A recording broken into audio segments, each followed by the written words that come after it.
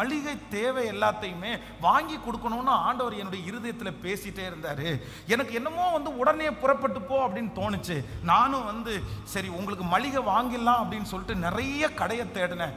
எல்லா மளிகை கடையும் க்ளோஸ் பண்ணி இருக்குது. ஆனா ஒரே ஒரு ஐஸ்கிரீம் பார்லர் மட்டும் திறந்துருந்துச்சு.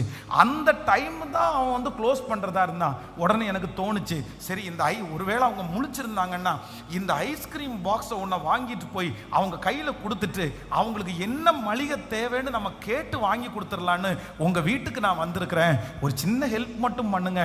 இந்த ஐஸ்கிரீம் மட்டும் நீங்க வாங்கிட்டு உங்களுடைய மளிகை என்னென்ன வாங்கணும்னு லிஸ்ட் கொடுத்துட்டீங்கன்னா நாளைக்கே வாங்கி கொடுத்துருவேன்னு சொன்னாங்களாமா. உடனே அந்த பாஸ்டர் அம்மா சொன்னாங்களாம், எனக்கு மளிகை வாங்கி கொடுக்கறதுக்கு ஆண்டவர் உங்களை அனுப்பல, இந்த ஐஸ்கிரீம் வாங்கி கொடுக்கறதுக்காக தான் கர்த்தர் அனுப்பி இருக்கிறார். ஆமென். நமக்கு முன்பாக ஒரு தூதனை அனுப்புகிற கர்த்தர், நமக்கு முன்பாக நமக்காய் யுத்தம் பண்ணுகிற கர்த்தர், நீங்கள் போகிறதற்குள்ளே அந்த காரியத்தை நமக்காக செய்கிறவர்.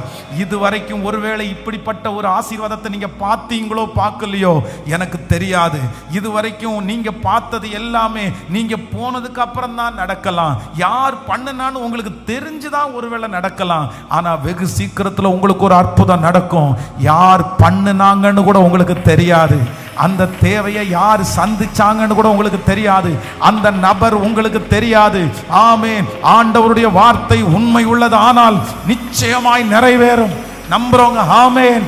நீங்கள் போகிறதற்குள்ளே ஹalleluya. நான்